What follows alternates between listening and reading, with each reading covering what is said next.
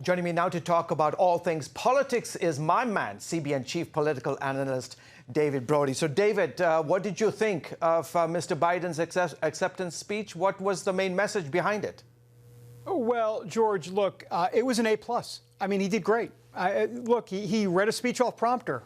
Let's give him a clap for it. You know, he's kind of become prompter Joe. The question is, he hasn't been great at being ad-lib Joe, and the debates are coming up, George, and so we're going to wait to see how that goes, because that is going to be a cage match between him and President Trump, and there won't be a prompter in the ring. But look, I thought he did really well. I thought it was passionate. I thought he connected, especially on the COVID-19, with the COVID-19 families, because he's gone through tragedy. They've gone through tragedy.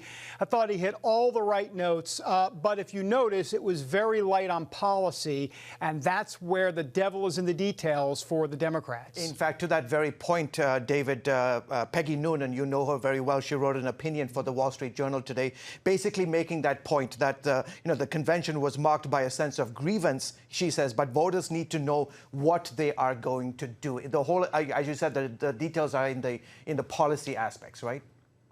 Well, that's right. And he also talked about light versus darkness. And as it relates to policy and details, you know, first of all, he's trying to make the case that Trump represents darkness and everything he's talking about is darkness, and Biden represents the light, if you will. Here's the problem.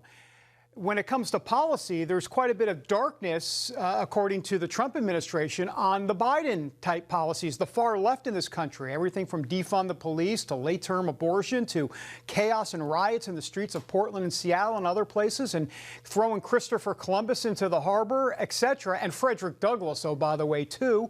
And so the case was going to be made as we move to the Republicans next week that, look, if this is their version of light, you know, they don't want any part of it. Americans shouldn't want any part of that. And so I think that light versus darkness angle that Biden wants to concentrate on might come back and backfire on them. Yeah, and the president made that very point today in Arlington as well.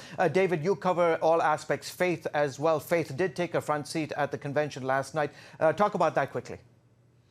Yeah, I mean, look, it was striking, George, to see so much faith talk. Remember, Hillary Clinton did none of this in 2016, and she only got 16% of the white evangelical vote. Joe Biden's campaign hoping to capitalize and get a percentage or two more. If they do that, they have a chance to win. Look, they need white Catholics. Let's just narrow it down. They need white Catholics in Rust Belt states of Pennsylvania, Michigan, Wisconsin, and Ohio.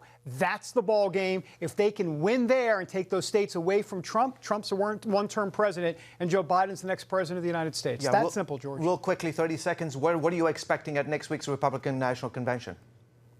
Well, won't be as stale as the Democrats, and I don't say that in a negative way. I mean, it was virtual, but Donald Trump is going to go live, and it's going to be big, and there'll be a lot more, like I said, live elements to it, and definitely some surprises. So get ready. I mean, you know, he is a showman after all. He is the greatest showman, not Hugh Jackman, but he's the greatest showman. Okay. And I think we're going to see a lot of that next week. And you will be back next week to talk about that. David, as always, thank you. Yep, have a great weekend, buddy. And be sure to tune in to Faith Nation this evening for more on this story and the latest from our nation.